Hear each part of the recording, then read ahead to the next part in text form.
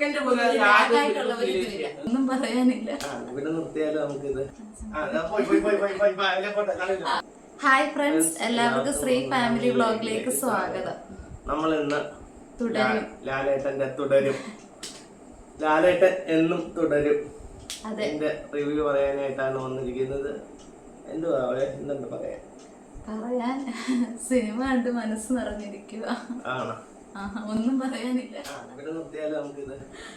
അങ്ങനല്ല, പറയണം. ഏറ്റവും സിമ്പിൾ ആയിട്ട് പറയുകയാണെങ്കിൽ പടം എല്ലാവരും തിയേറ്ററിൽ പോയി കാണുക. കഥ അറിഞ്ഞിട്ടോ അവരെ പറഞ്ഞ പടം നല്ലതാണെന്ന് മാത്രം അറിയുക, അവിടെ പോയി കാണുക. അതാണ് ഏറ്റവും നല്ലത്. ആര് കണ്ടാലും ഇഷ്ടപ്പെടുന്ന ഒരു സിനിമയായിരിക്കും തുടരും, അല്ലേ? നമ്മൾ ഈ ട്രെയിലറിൽ കാണുന്ന സാധനമൊന്നും അല്ല. അയ്യോ, അതൊന്നും ഒന്നുമല്ല. പടത്തിൽ എടുത്ത് വെച്ചിരിക്കുന്ന സാധനം അതൊന്നും അല്ല. അയ്യോ, ഈ അടുത്ത ഇത്രയും ഇത്രയും എക്സൈറ്റ്മെന്റിൽ ഒരു പടം കണ്ടിട്ടില്ല.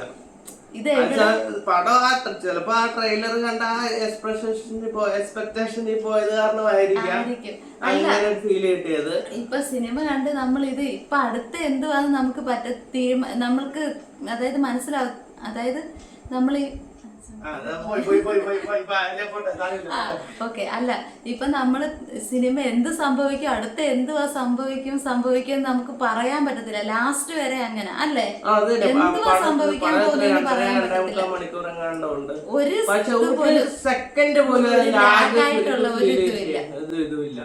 അതുപോലെ തന്നെ ലാലേട്ടന്റെ അഭിനയം, അതുപോലെ അതിനകത്തുള്ള നമ്മുടെ വില്ലൻ അടിപൊളി അഭിനയം. അയ്യോ, വില്ലനെ ശരിക്കും സൗണ്ട് തന്നെ അടിപൊളി സൗണ്ടാണ് വില്ലന്റെ സൗണ്ട്. നമ്മളൊക്കെ ആഗ്രഹിക്കുന്ന ഒരു ലാലേട്ടനെ ആദ്യ പകുതിയിൽ കാണാൻ പറ്റുന്നത്. നമ്മളൊരു ഫാൻ ബോയ് അല്ലെ ഒരു ഫാൻ ഗേൾ എന്ന നിലയിൽ നമ്മുടെ ലാലേട്ടൻ എന്ന് പറയത്തില്ലേ, ആ ഒരു ലാലേട്ടനെയാണ് നമുക്ക് ആദ്യ പകുതിയില് അല്ലെ, ആ ലാലേട്ടനെ കണ്ട് നമ്മുടെ ഒരു പഴയ ലാലേട്ടനെ കണ്ട് നമ്മുടെ ഒരു പഴയ നമ്മള് കാണാൻ ഇഷ്ടപ്പെടുന്ന നമ്മള് ലാലേട്ടൻ ചെയ്ത് കാണാൻ ഇഷ്ടപ്പെടുന്ന ഒരു സാധനമാണ്. നമുക്ക് ചില ലാലേട്ടന്റെ ചില മാനറിസങ്ങളുണ്ടല്ലോ, കുസൃതി, ചില ഒരു സ്റ്റൈലൊക്കെ ഉണ്ടല്ലോ, അതൊക്കെ നല്ല കറക്റ്റ് ആയിട്ട് നമുക്ക് കോമഡി ഉണ്ട്.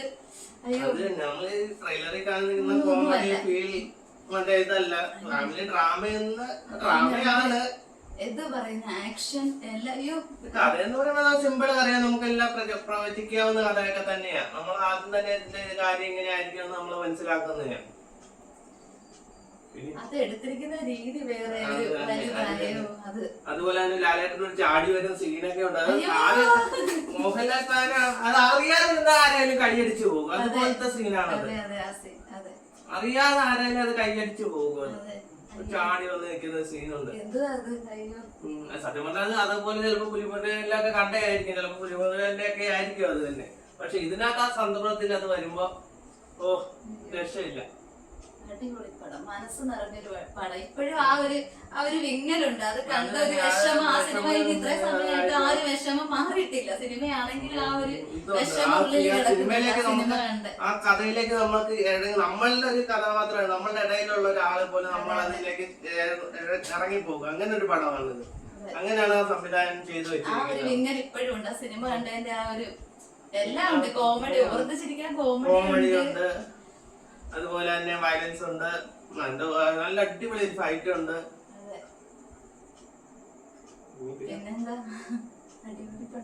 അപ്പൊ ശരി, എല്ലാരും തിയേറ്ററിൽ പോയി തന്നെ കാണുക. കണ്ടാലും ഇഷ്ടപ്പെടുന്ന പടമായിരിക്കും തുടരും. അത് തന്നെയല്ല, അത് ഫാൻ ബോയ് എന്നൊന്നും ഇല്ല. ആര് കണ്ടാലും അത്യാവശ്യം വേറെ ഏതെങ്കിലും ഒരു നടന്റെ ഫാൻ ആയാലും കണ്ടാലും അവര് അവരേതിന്റെ മേളിൽ തന്നെ പറയും, അല്ലാതെ ഒരു ഇത് പറയത്തില്ല പടം. ആര് കണ്ടാലും ഇഷ്ടപ്പെടും. അപ്പൊ അത്രേ ഉള്ളു. അപ്പൊ എല്ലാവർക്കും ബൈ, ടാറ്റാ. ഓക്കേ, ടാറ്റാ. അടുത്ത വീഡിയോ ആയിട്ട് കാണും വരെ tata, bye, see you. Tata. അപ്പൊ തുടരും ഞങ്ങളുടെ റിവ്യൂ.